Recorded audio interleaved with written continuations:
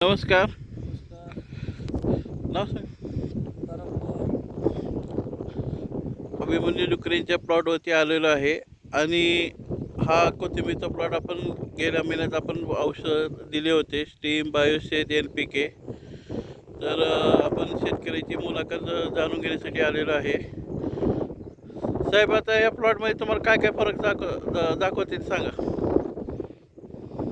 Plot ही औषधं वापरल्यामुळं number एक plot आहे. माल चांगला उगवण क्षमता झालेली आहे.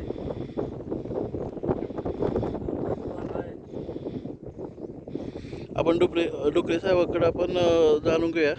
डुकरे साहेब, तुम्हाला काय काय फरक जाणवते तो सांगा. त्याला फुटवा जास्त आहे, उंची वाढलेली आहे. हं. NPKची फवारणी केली होती. अच्छा. तेज तेजमध्ये हातात.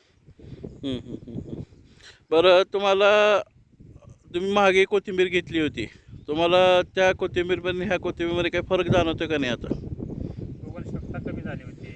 हां. अर्धी वापली, अर्धी नाही. आता आता पूर्ण 100% वापरणार. हां. बरं, आता अंदाजे तुम्हाला उत्पन्न किती कॅरेट होईल असं वाटतंय या प्लॉटला? 2-250 कॅरेट वाटतं. बाकीच्या शेतकऱ्याला किती होतं आहे आणि तुम्हाला किती होईल असं? 300 तारीख पाऊन 300 हं. 50 कॅरेट. अच्छा, ठीक आहे. आपण हा प्लॉट बघूया एकदा.